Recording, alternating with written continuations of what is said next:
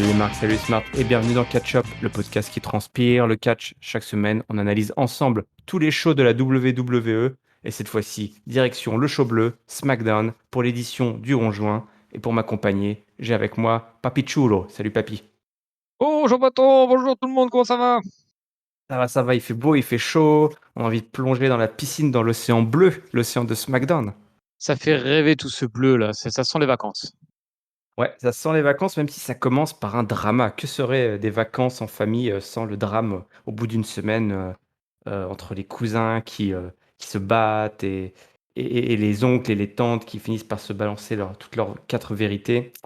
Que seraient les vacances sans tout ça?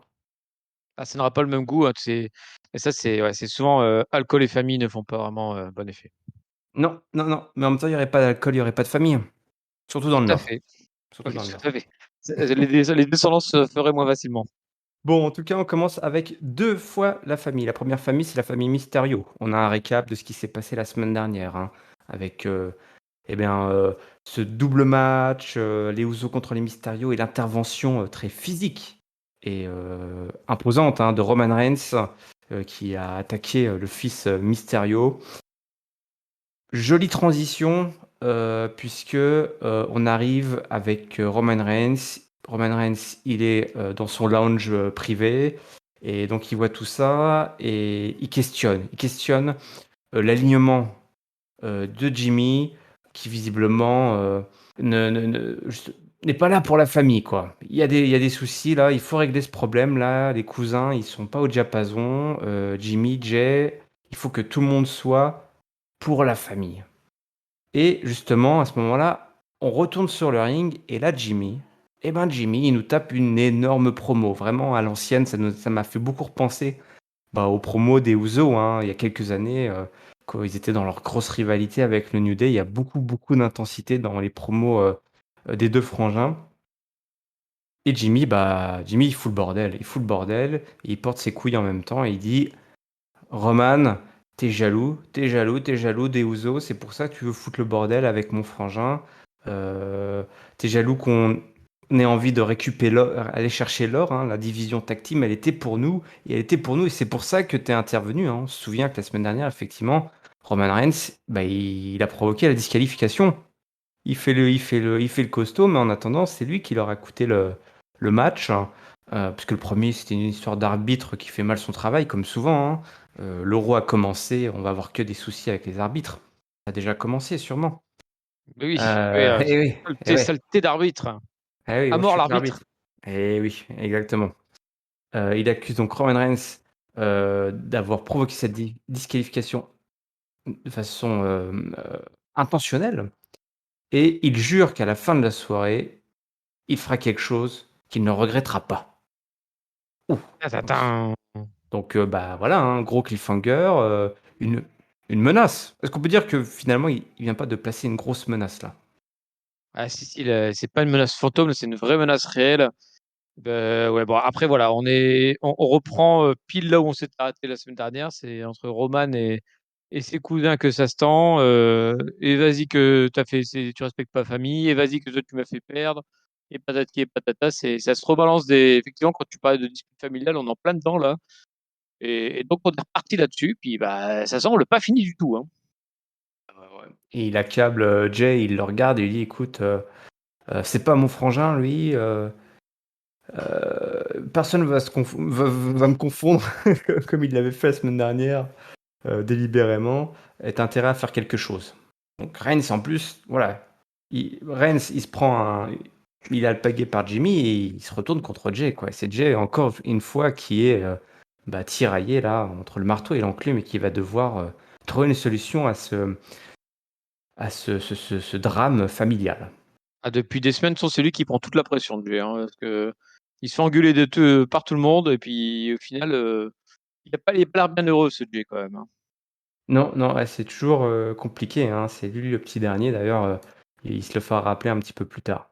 Bon, ça va être un petit peu notre fil bleu, comme on aime dire à SmackDown, et ça j'aime bien quand il y a un fil bleu dans les weeklies, ça, tout simplement c'est simple, hein, ça donne envie de rester devant sa télé. Voilà, ça nous accroche. Je sais pas si t'es resté devant ta télé pour ce match, Biggie et Kevin Owens en team contre Apollo Crews et Sami Zayn. Ah bah, si je suis Zen? resté. Ah, tu resté? Je Bon, zen ça.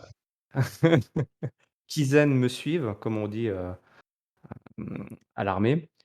Donc, bah, on reste toujours autour de ces 4 figures un petit peu. C'est un peu les 4 gars installés autour du titre intercontinental depuis plusieurs, semaines, même plusieurs mois, hein, d'anciens champions, du titre. Ça, j'aime bien aussi quand tu as une mid-card, en fait, bien installée avec des mecs qui tournent et qui, comment dire? Alimentent vraiment, la rivalité autour du titre, plutôt qu'à chaque fois aller chercher des nouveaux gars à droite à gauche, là, au moins, on a des mecs, qui sont bien installés.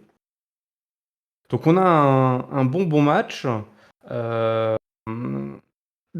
et qui, se retrouve à la fin avec un gros stunner, de la part de Kevin Owens sur Sami Zayn, donc pour la victoire. Et juste après le match, l'élément clé, c'est que, Apollo Crews, challenge Biggie et Kevin Owens pour un match tag team, la semaine prochaine, mais que cette fois-ci, il sera pas avec, ce frêle, rouquin qui est Sami Zayn, mais avec commandant, Commander. ah ouais, le Commander Aziz. Alors ça m'a fait marrer, bah, que Kevin Owens et Biggie avaient deviné, tu les voyais sur la rampe, il fait: «Le big guy là?» Eh oui, le big guy. Et d'ailleurs, ça n'a pas plu à Sami Zayn qui, allait, se plaindre, parce qu'il aime se plaindre, et qui s'est pris un gros coup de pouce dans la jugulaire pour faire bonne mesure. Voilà, c'est le genre de coup de pouce que tu aimes pas recevoir, hein, les coups de pouce, les coups d'ongle même de Commander Aziz. Bah, ouais, oui, c'est ça, c'est, Zayn qui prend le tombé et du coup, Apollo Crews met la défaite sur son dos. Bon ça, comme tu dis, hein, c'est, une rivalité qui s'auto-alimente avec, tous les gars qui se croisent et se décroisent et se s'entrecroisent et ci et ça. On a eu du Biggie et Apollo Crews, puis du tout le monde en même temps, puis du Owens Zayn, puis du Owens pour Crews, puis Rosen qui revient, puis maintenant c'est re-Biggie qui revient. Ils sont là tous les 4. Il manque le cinquième, l'Aleister Black, quand est-ce qu'il revient? Ah merde, je pense que lui c'est un peu cuit. Back to black. Bah, Back to Black, ouais, ouais, hop, back to, casse-toi, allez hop. Et puis voilà, donc bah ouais, moi c'est pareil, ça me plaît plutôt d'avoir ce niveau-là qui est identifié mid-card, titre intercontinental, et puis qu'ils fassent leurs histoires entre eux. Au moins ça les occupe, et puis nous, le fait qu'ils soient nombreux, ça varie un peu les plaisirs. Plaisir varié, plaisir de toujours. Je ne sais pas si la division féminine te procure autant de plaisir que la division de la mid-card. On va voir ça. Ça dépend. Puisqu'après une petite séquence backstage où Reigns, hem, rigolait parce que, en fait, Jimmy, pour revenir à ce fil bleu, je crois que c'est Jay revient, il dit: «Ouais, écoute, bah, Jimmy, il t'attend dans son locker room». En Ouais, m'adresse et moi, je savais pas que Jimmy, il avait un locker room, à lui, donc ça l'a fait marrer. Je sais pas si toi, ça t'a fait ouais, rire? si, si, ça l'a fait marrer, puis il finit même par disant: «Mais ouais, c'est bon, vas-y, dis-lui que je vais dans son locker room pourri là. Si ça lui Ouais, fait ouais. plaisir, je vais aller le voir, je vais les bouseux». C'est vrai que souvent, tu as les locker rooms, en fait, ils improvisent, des locker rooms où ils impriment sur du format A4, le nom d'un gars, d'un type en particulier, et ils collent ça sur la porte des vestiaires, et Alors tout tes d'un coup, chiottes, la porte des ça devient le locker room d'un mec. On peut imaginer qu'effectivement, Roman Reigns, s'il veut avoir son lounge privé, il peut l'avoir, alors que Jimmy Uso, bon, c'est plus effectivement la remise. La remise. voilà, au milieu des balais, cher à Triple H. Est-ce que Carmella est vraiment la plus belle femme à la WWE? Mmh. Question. Bah, je sais En tout pas cas, ce elle qu'on nous en l'impose. pense. On n'a pas vraiment le choix. Oui, parce que c'est écrit sur son petit carton d'invitation, son carton qui est, de son entrée. Bah voilà, Donc donc c'est sûr alors. voilà, dans l'univers de WWE, c'est vrai, c'est Carmella la plus belle femme. Donc, ça, est-ce que c'est la meilleure entre les cordes? Ça, je ne sais pas, puisque Il est pas soit marqué sur le carton, donc on non, et c'est donc on pas marqué parle non de plus sous le carton de Liv Morgan. non, mais bizarrement, je suis pas étonné non plus. Bon, rematch de la semaine dernière, l'ancienne, championne, souhaite, à nouveau, affronter, heu, donc Liv Morgan. Hem, mais voilà, c'est Morgan qui gagne, hein. en plaçant son finish dans un match qui était très très court. Carmella ne se démonte pas, elle demande à Greg Hamilton qui est l'annonceur personnel de ceux des catcheurs et des catcheuses qui ont un ego surdimensionné, et donc de faire l'annonce. Elle a perdu, mais elle est toujours la plus belle femme à la WWE malgré la défaite. Elle est And magnifique dans la still! défaite. Ouais, ouais, alors moi qui pensais que ça allait lancer un push de Carmella pour tenter de nouvelles choses avec elle, là, elle en a une victoire, une défaite. C'est pouf! Un bon Ça va 50-50, être hein. ouais, c'est bon 50-50, mais ça va être long cette affaire du coup. Je crains le pire là. S'ils commencent à faire des matchs et des victoires, des matchs nuls et tout, c'est là ils vont lancer une histoire entre Liv Morgan et Carmella. Ouf, j'espère qu'elles ont des idées. Et alors juste pour compléter un peu ce que tu dis, effectivement match court et qui fait 3 minutes et que le match d'ouverture faisait 12 minutes 50. Quand même, bon c'est le plus gros match de la soirée. Spoiler. Ah bon, bah comme ça, les chiffres ne mentent pas. C'est vrai que les Non, 50-50 sur des feuds pour démarrer des feuds de low card, non c'est rare, bah, ça sent jamais très très, ça sent rarement très très bon, hein. non et surtout avec ces 2 filles là, enfin là pour le coup en plus, la rivalité c'est, je suis la plus belle. Voilà, c'est chaud, ça va falloir creuser quand même, hein. Ah bah ça pour creuser, ils savent creuser, hein. Ils creusent toujours, hein. Oui. Est-ce que tu es un grand fan de l'émission de Bailey? Est-ce que tu Ah, aimes le Ding Dong Ding Dong Hello! Hello Show? Ah ça j'adore, c'est en plus il y a un décorum magnifique, présentatrice, ultra préparée et franchement c'est mon émission préférée. Ah, ça fait plaisir, hein, des animateurs qui préparent leurs émissions. Ah ouais, oui, bah ça nous change un peu, hein, parce que nous on en connaît, ils débarquent là, ils ont rien préparé, c'est un peu chiant, hein. On ne balancera pas des noms, mais vous Non, pouvez les non, retrouver facilement sur notre Discord, le lien est dans la description. voilà exactement. Invité, alors émission prestigieuse, animatrice prestigieuse, invité prestigieux. Over the top. Voilà, c'est Over the top de Megal, alors là, c'est la crème de la crème, champion multititré. D'ailleurs, c'était mis dans son petit carton, on parle beaucoup de petits cartons. 13, 14, 15, 20 fois champion à WWE, Seth Rollins.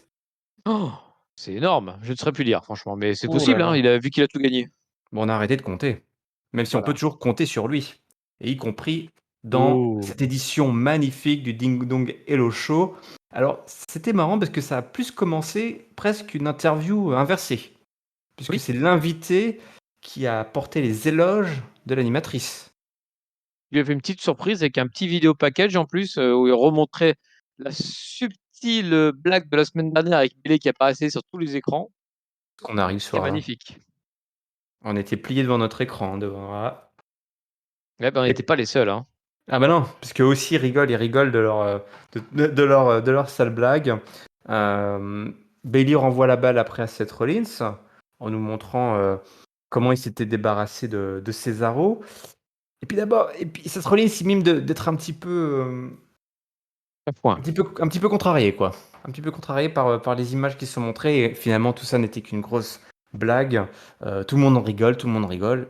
Quand quand tout d'un coup, ding dong. Ça Ong. sonne à la porte. Ah oui, et quand ça sonne à la porte, qu'est-ce qu'on fait? Bah, il y a toujours un con qui va ouvrir. Eh oui, et ce con-là, c'est qui? Bah, c'est l'homme le plus galant du monde, Eh c'est oui, Seth. c'est Cess. Et il ouvre, et derrière, il y a le deuxième homme le plus galant du monde. Il est bien habillé, avec son costard. Le Suisse, Cesaro est de retour. Et la distribution de salade de phalange dans la tronche. Grosse bagarre générale. Ça finit en fait du slip, Oui.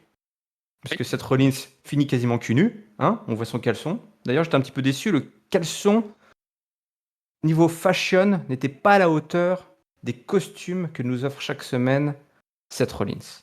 Là, il était beaucoup moins coloré, hein. Ça, c'était vraiment une tenue assez neutre de la part de Seth, mais au moins, il l'assume plus que le Miz qui, dès qu'il se retrouve en slip, il est obligé de se cacher partout.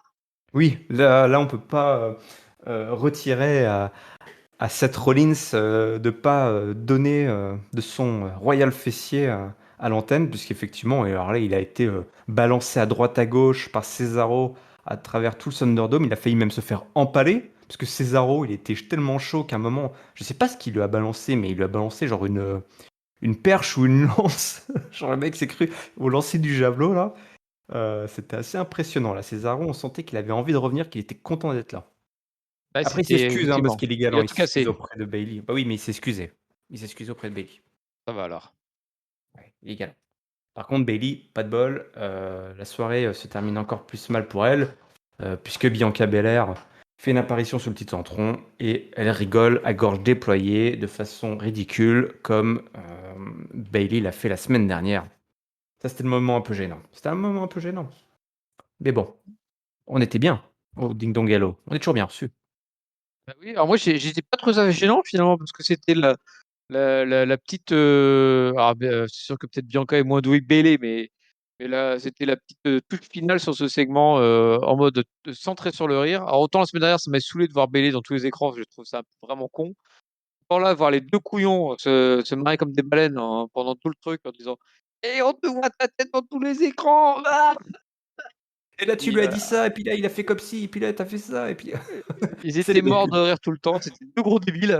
C'est magnifique à faire des concours de celui qui rit le plus fort et le plus mal possible. C'est tellement affreux que c'était bon, quoi. C'est de la bonne mauvaise comédie, de la bonne, comment on pourrait dire ça, là, la bonne série Z, là, c'est bien mauvais, quoi, mais bien comme on aime. C'est volontairement mauvais, donc j'aime bien ça. Et puis, donc, retour de Cesaro en mode surprise, même si du coup, bah, le fait que ce soit Rollins qui vous la porte, tu pouvais être assez sûr que ce soit lui qui soit caché, surtout qu'on le voyait pas depuis des semaines.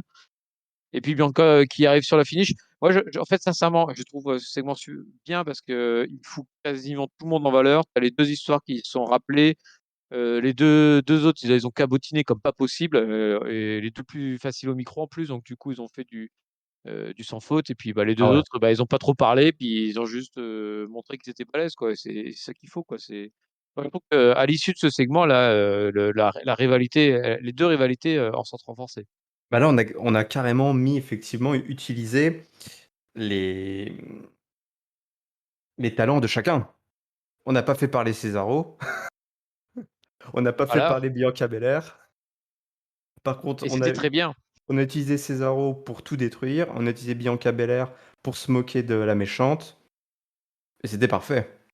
C'était Ah parfait. ouais, franchement là, sans faute sur ce segment-là, je trouve. Direction la division Tag Team. Youpi! Et oui, et oui, et oui, et oui, oui. Puisque, alors, on a eu un match entre Chad Gable et Montez Ford. Ok. Gable était super fort.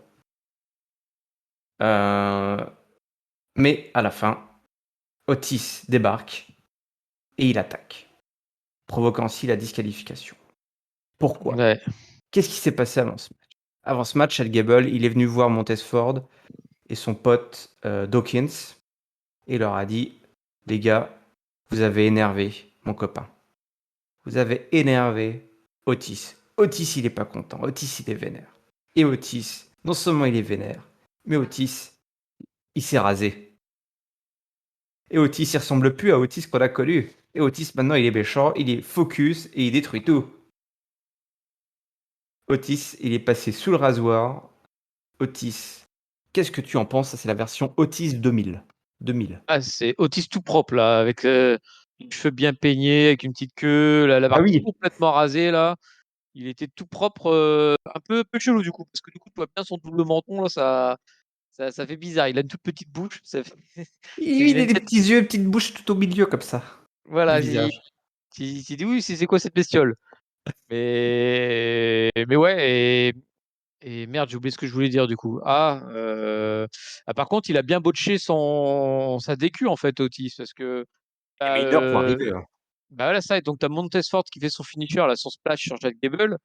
Il y a le 1, 2, et normalement, il est censé intervenir pour le 3, mais sauf qu'il est tellement lent qu'il n'est pas encore dans le ring à ce moment-là. Donc, Jack Gable se dégage du finisher de Montesfort et il attaque dans la foulée, l'autre con. Donc, bon, ni fait ni à faire. Ils ont complètement foiré le finish. C'est con parce que, comme tu le disais, le match était plutôt de bonne facture jusque-là. C'est juste quand Otis s'est pointé que ça a merdé.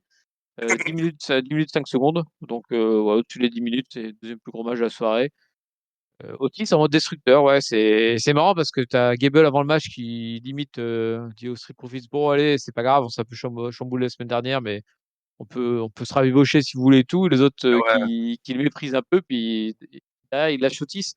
qui est vraiment là, présenté comme le monstre destructeur. Là, tu sais, ça me rappelle un peu quand tu avais. Alors, je vais te chercher loin, hein, Jesse et Festus, là. Festus qui était Oui, Luke Gallows, d'ailleurs. oui, qui avait été lobotomisé. Exactement. Et donc, du coup, tu avais en fait Jesse qui faisait rien. Puis dès que Festus se lâchait, bah, il explosait tout. Puis il me fait penser un peu à ça, Otis. En moins demeuré, encore que. Mais par contre, pareil, c'est une fois qu'il est lâché, c'est la force destructive, destructrice ultime. Et je Oui. pense que du coup, ça pourrait le faire en tag team, cette affaire. Ah oui, oui, moi j'étais à la fois comme toi un petit peu presque gêné par le rendu visuel de ce nouveau outil. Je me suis dit, mais qu'est-ce que c'est que ce truc? Tu vois, genre, Un vraiment, blob. ouais, voilà, mais un blob qui veut te tuer, toi. C'est pas C'est juste le vraiment blob que flippé. tu vois, ouais, pas juste le blob que tu vois sur ton écran et t'as pas peur, vraiment le blob qui vient la nuit pour te manger. Voilà. Putain, ça fait flipper. Qu'est-ce qui fait flipper plus qu'un blob? C'est peut-être une rivalité avec King Corbin. Et je suis un grand fan de King Corbin. Et il fut Même un là, temps où j'appréciais Nakamura. Mais là, c'est pas trop mal, puisqu'on se bat pour une couronne. Et les couronnes, c'est important, n'est-ce pas? Donc ce oui, chez le soir, dentiste. une bonne couronne. Puis ça coûte cher, j'espère que vous avez une bonne mutuelle. Ici à Ketchup, on en a une très bonne mutuelle. Ah, merci, Ketchup. Merci Ketchup. De l'action, un petit peu comme à l'habitude entre les deux. Ça fait un mois, voilà, ils connaissent le, le, le, le travail. C'est Nakamura qui gagne cette fois-ci. Victoire. Après le match, on a Rick Boogs, hein, le champion de air guitar et de guitare. Hein, il ne fait pas que du air guitar, mais il maîtrise les deux disciplines. Qui intervient et qui balance Corbin sur la table des commentateurs. Et ainsi, il permet à Nakamura à reprendre la couronne que King Corbin, sur laquelle King Corbin avait remis la main euh, juste après le match, hein, il me semble. Ah oui, en fait, tu as Et Corbin qui récupère la couronne et Boogs qui veut s'interposer. Corbin tabasse Boogs de mémoire. oui, Et, normal. et, et à ce moment-là, tu as Nakamura qui récupère depuis le ring, qui récupère la couronne sur la tête de Corbin. Ah oui, ah oui, bah oui, faut faire attention où tu mets ta tête, hein, Ah à bah, c'est ça quand t'es WWE. grand, hein. Bon, c'était un petit match hein, qui n'a pas duré très longtemps. Ah, 1 Voilà. minute 50. Donc c'est vraiment pour dire de les mettre dans le ring, quoi. Du coup, moi, personnellement, quand je les ai vus arriver, je me suis dit, oh putain, que je l'avais vu. Bah, tu sais, quand tu regardes les shows, tu sais le temps qui reste à peu près. Et donc, tu te dis, bon, vu le temps qui reste, ça va être consacré au main event. C'est bon, cette semaine, on n'aura pas les deux couillons avec la couronne et la guitare. Putain, d'un coup, je vois la guitare qui débarque et Corbin, je suis, c'est pas vrai. Mais bon, il y a une avancée que je vais te laisser dire, Et parce que oui, je me sens puisque que il y a un segment derrière. bah oui, et le segment, bah, il est légitime puisque le roi Corbin va voir Adam Pearce et Sonya Deville, hein, qui font les deux font la paire, les deux là, ils sont fourrés au moulin, on les voit partout. Je les aime beaucoup d'ailleurs, puisqu'ils sont un peu moqueurs, un peu taquins, ils font semblant d'avoir la main sur Yam, en même temps c'est quand même eux qui bouclent les matchs. Donc je trouve que cette paire là de GM non officielle, parce que je ne crois pas qu'on ait vraiment officialisé leur position un jour. Euh, Peut-être que Ah, ils d'ailleurs sont juste officiels. voilà, non mais des officiels à WWE. Et donc le roi Corbin se plaint et ben écoute, on nous book un match la semaine prochaine, un rubber match, donc dans une bataille pour la couronne, Battle for the Crown, dis donc, on dirait un tome de la série Game of Thrones. C'est très très important. La semaine prochaine, donc, on va se battre pour le titre, ou plutôt pour la possession de la couronne. Là, je me dis, mais où est le King of the Ring? Où est le Ah, bah, King alors, of the Ring?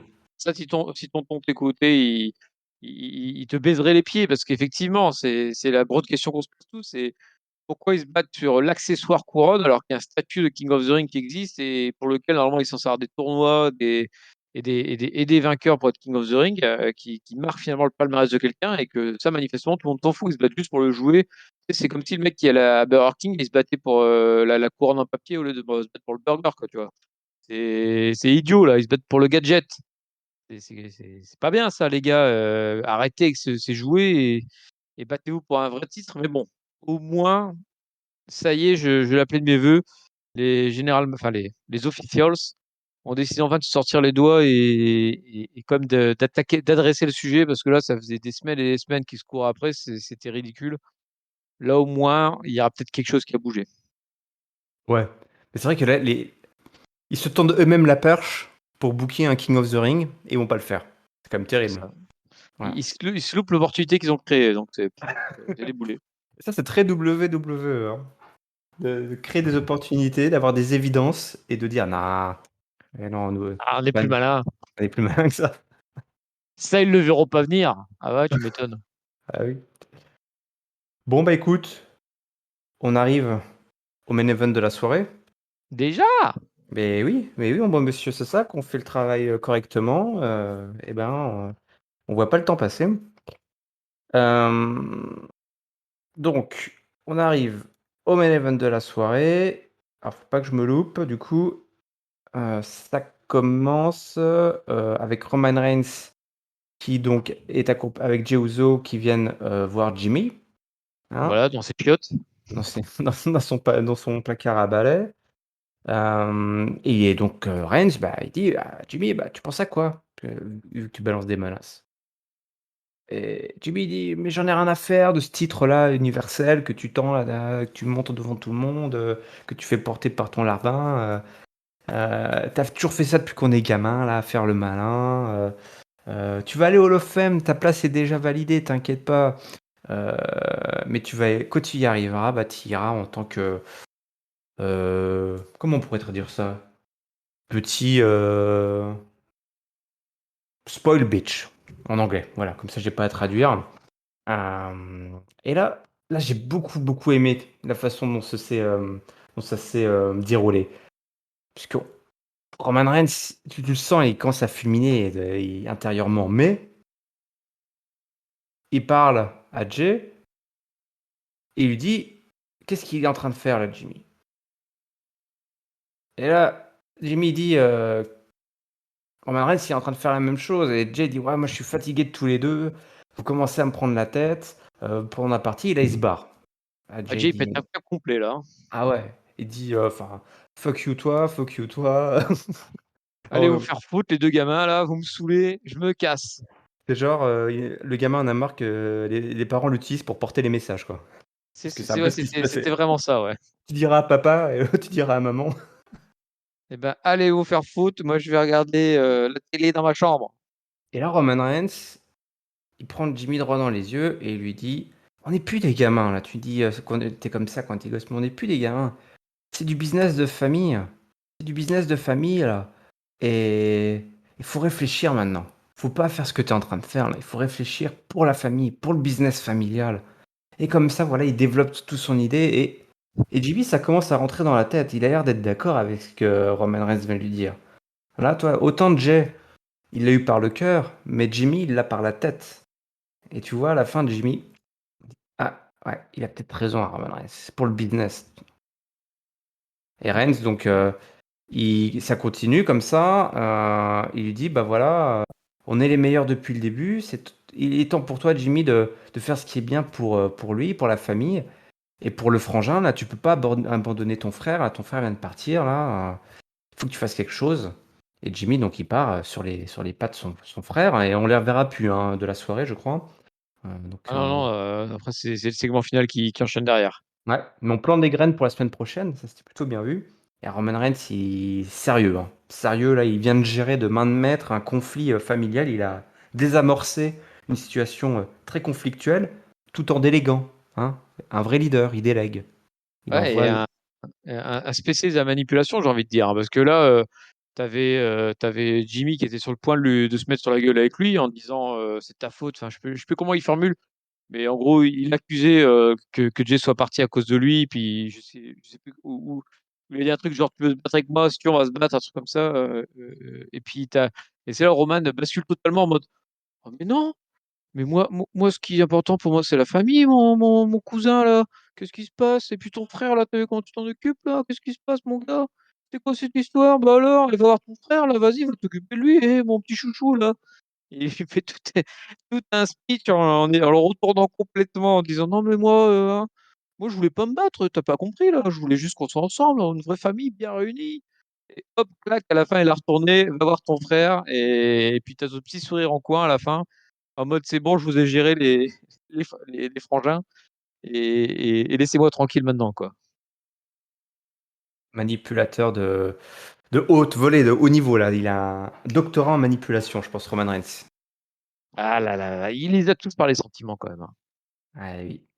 Et donc, on passe à autre chose après.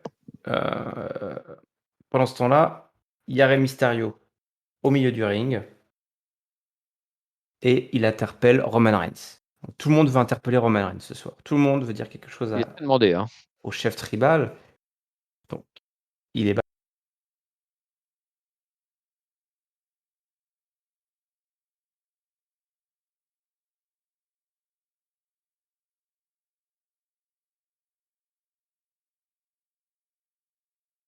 barque et là, elle lui dit écoute, toi et je veux qu'on se batte dans une cellule de l'enfer. Boum. Moi, c'est clair, voilà, t'as pas besoin de t'emmerder pour le booking. Il a tout fait d'un coup, le Réré, là. Vétéran, hein, un vétéran. Ouais, hein. Pour son fils, sa bataille, hein. Ouais. Et donc Roman Reigns le reconnaît aussi. Ouais, tout le monde se reconnaît en fait. Tout le monde Mais, acknowledge tout le monde. Torcono, t'es qui, toi? Toujours un mec qui va pas se faire reconnaître, ça va lui faire bizarre. Euh, Mais voilà. Ray, je sais pas d'ailleurs par où c'est arrivé, mais Ray, il chope un kendo stick et il laisse pas Roman Reigns terminer. Et paf! Paf! Dans sa Il a gueule. dans sa gueule à Roman Reigns. La grosse bagarre, la grosse bagarre. Et au moment où Roman Reigns donc, prend le dessus assez rapidement, et au moment où il s'apprête à faire. Enfin, il charge son. Pour une punch? Ouais, son Non? Superman Punch, ou je sais plus si c'est Superman Punch. Oui, il fait son houah. Ah, le Spear, ou alors, peut-être. Ah, C'est je pour sais le plus. Spear, hein. Le Spear, t'as peut-être raison, ouais. En tout cas, quand il est en mode charge, c'est comme dans les Street Fighter, là. Tu charges, tu charges, tu charges, tu charges, et là, bim! Dominique, avec un kendo stick, qui tabasse Roman Reigns. Mais on ne fait pas ça impunément au chef tribal. Dominique va se faire power bomber par-dessus la troisième corde, à l'extérieur du ring. Des images choquantes, des images d'une rare violence. On ne reverra plus jamais l'âme de Dominique qui s'est envolée ce soir-là, je pense, vers d'autres cieux. Et donc Ray qui va au chevet de Dominique pour terminer le show. Un show qui a commencé avec une grosse tension, un show qui s'est terminé avec beaucoup d'action. Est-ce que c'était la façon parfaite de terminer ce show bleu? Je suis partagé là-dessus parce que je trouvais que Ray qui veuille de sauver son fils, ça s'écrivait pas mal en fait, suite au dernier épisode. Et là, ils l'ont vraiment mis au second plan avec Roman qui s'occupait d'abord de ses cousins. Et dans les 5 dernières minutes, il y a Rey Mysterio qui débarque en disant: «Ouais, au fait, t'as tapé mon fils, hop, allez, de sel, démerde-toi.» Et effectivement, après, t'as Roman qui se déchaîne et qui explose tout le monde parce qu'il leur met aussi une petite couche sur Ray, je crois, à la fin. Il y avait qu'à pas traîner là voir son fils. Tiens, voilà, prends-en aussi dans ta gueule. Mais, mais voilà, j'ai trouvé ça un poil précipité. Surtout, comme je le disais, le fait qu'on soit tapé Nakamura Corbin juste avant, alors qu'il restait déjà pas beaucoup de temps d'émission, ça fait qu'on a eu plein de petits segments précipités. Tu as eu Nakamura Corbin, puis les Uso Reigns, puis Reigns Mysterio. Ce qui fait que c'était un poil moyen au niveau timing, j'ai trouvé. Ouais, il y avait beaucoup de choses autour de Roman Reigns ce soir, c'est vrai. Et du coup, ça fait vraiment deux choses très séparées, hein. Bah, c'est ce qu'on disait. En fait, juste avant, tu avais Jay et Jimmy enfin, Jimmy qui part à la recherche de Jay. Et en fait, hop, on bascule limite sur une autre histoire qui aurait pu être l'histoire de la semaine prochaine, quoi. Mais Ouais. bon, on peut pas reprocher au show, en tout cas, de pas tourner, d'avoir le point focal. C'est vraiment Roman Reigns. C'est le mec, il gère les affaires internes et les affaires externes. Il gère la famille, il gère le business, il gère les menaces. Et cette fois-ci, contrairement où au début il faisait beaucoup appel à son cousin, maintenant il va au turbin, quoi. C'est lui qui gère les affaires et quand il gère les affaires, il les gère de façon destructrice, comme on a pu le voir ce soir. Et ça, c'est vraiment une évolution. Enfin, Roman Reigns, il est incroyable, incroyable. Le travail qu'il fait. euh, Ça fait très longtemps qu'on n'avait pas eu une intensité psychologique, je trouve, sur un personnage phare comme ça, un champion qui soit autant travaillé. Il est loin le Roman Reigns qui se faisait enterrer par John Cena en weekly il y a quelques années, hein. Ouais, et puis en fait, Roman Reigns, je le trouve un peu Lesnaresque dans sa manière à être une bête folle et furieuse qui détruit tout. Là, les deux Mysterio, bah, Lesnar l'avait fait aussi à une époque. Par contre, la différence, c'est que bah, lui, il a tout un background d'histoire qui se fait semaine après semaine et des segments micro. Enfin voilà, il travaille quoi. Tu vois, c'est pas, il y a la bête, mais il y a aussi toute la torture psychologique qu'il nous fait épisode après épisode. Et certes, on en a beaucoup de Roman Reigns par épisode. Par contre, ça permet aussi d'avoir SmackDown se cacher cette identification que t'as pas à Raw, par exemple, où un épisode, il a aucun, j'ai limite envie de dire aucun style en fait. Ouais, C'est ça juste c'était le des petit bouts mis, sacocho rouge voilà, gratos. gratos. Mais non, mais t'as plein de petits trucs de segments qui s'agglutinent les uns les autres, mais t'as pas vraiment de personnalité propre à Raw. Avec SmackDown, tu sais que tu vas voir le show où tu auras le méga champion Roman Reigns. Enfin, voilà, c'est identifié, quoi. Tu sais ce que tu vas regarder, quoi. Du coup, on sait ce qu'on a regardé. C'est l'heure du mot de la fin, si tu veux bien, mon papy, nous partager pour cet épisode incroyable, exceptionnel de SmackDown, ton top, ton flop et ta note, s'il te plaît. Bien sûr, avec grand plaisir. Mon flop, c'est et même si ça avance un peu, ça devient trop long pour moi, c'est Nakamura Corbin. Là, quand je l'ai vu démarrer le segment, je me suis dit, oh non, putain, ils sont encore là, eux. Donc, quand j'en suis à ce point-là, c'est vraiment pas bon. Là, c'est que c'est lumière rouge. Ça commence à être trop long, ça commence à être trop long, ça commence à être trop mauvais. Il faut passer à autre chose. Donc, et puis en plus, ça n'a pas de sens ce segment où Nakamura qui est face et se bat avec Book contre Corbin. Ils sont 2 contre 1 alors que c'est eux les face. Enfin, il y a rien qui va là-dedans. Il faut absolument soit accélérer, soit terminer, mais là, ils peuvent plus continuer comme ça. Enfin, du moins à mes yeux, parce que moi, voilà, je fais rejet complet là-dessus. Mon top, sans trop d'hésitation, parce que j'ai trouvé vraiment que c'était le segment qui était au-dessus du lot sur cette soirée et puis qui valait le coup, c'est donc le Ding Dong Hello. Et notamment la prestation magnifique de Bailey et de Seth Rollins qui m'ont fait de la comédie là, de boulevard qui était magnifique. Bravo à eux. Et ma note, c'était un SmackDown assez. Comment je pourrais dire ça? Il y a eu ce rayon de soleil là avec le Ding Dong Hello, mais le reste manquait un poil de. Je sais pas comment on pourrait dire ça, ouais, de- d'intérêt quoi. Même le segment avec Roman Reigns, c'était pas mal, mais il y a eu des hauts et des bas quoi. Et puis le fait qu'il enchaîne comme ça 2 segments à la fin, j'ai trouvé ça assez moyen. Donc du coup, je vais me limiter à un 2,75. Ah ouais, d'accord, ok. Pas plus convaincu que ça alors. Non, mais ce que je suis, en plus, la fin d'un show, ça compte beaucoup. Et du coup, là, j'ai une fin qui fait 3 petits segments de 5 minutes chacun qui du coup me laisse Hmm. pas sur un super goût. D'accord, je comprends. Je comprends, je comprends. Bah, écoute, moi, mon flop, j'ai pas beaucoup de flop, hein. J'ai beaucoup, beaucoup, beaucoup aimé cet épisode, ça je vais pas m'en cacher. Honnêtement, oh le flop, a allez, le flop, c'est juste pour l'embêter, je vais le donner à Otis qui est pas foutu. Le mec, tu as une chose à faire, tu as une chose à faire. Tu casses le tombé. Tu casses le tourbé et ça, Otis, on rigole, mais en fait, c'est assez, c'est un truc qui lui colle à la peau, hein. Le placement dans le ring, le timing. Il sait pas. Depuis le début, hein, il a plein de matchs depuis qu'il est à WWE et en particulier dans le main roster, notamment quand on le voyait chaque semaine avec cette histoire de Money in the Bank. Il a toujours des soucis de timing. Des fois, il sait pas où il est, ce qu'il doit faire. Et là, pourtant, il avait une chose à faire.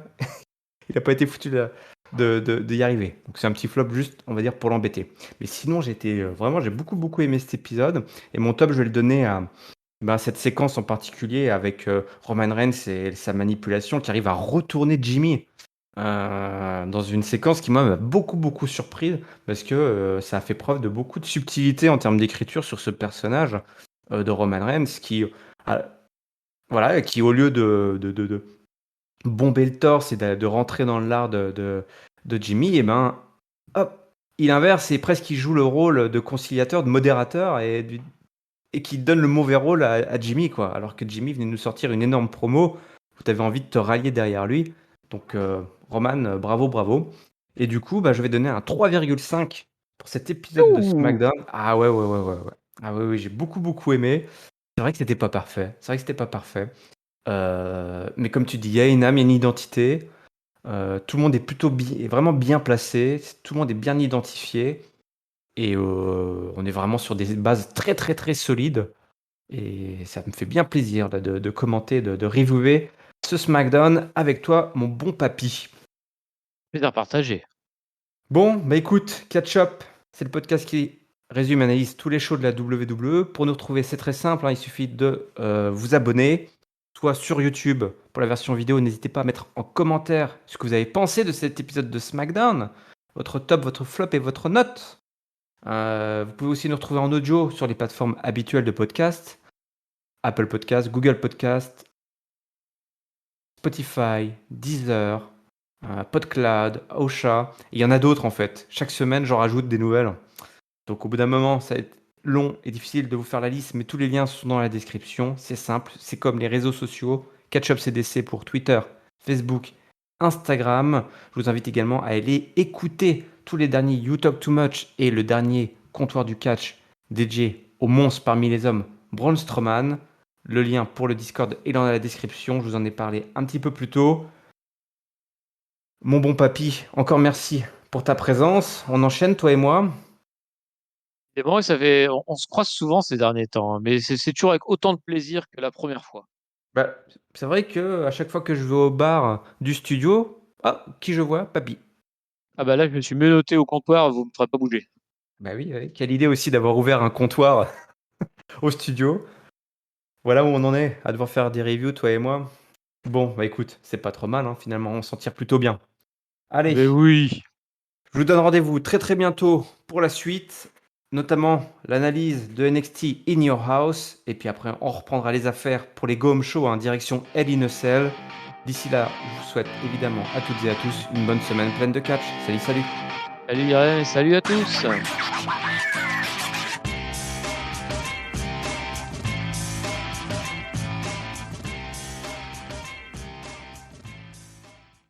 J'espère qu'il y aura une analyse de NXT In Your House. Ah, et ça, pour le savoir, il faut rester connecté sur nos chaînes.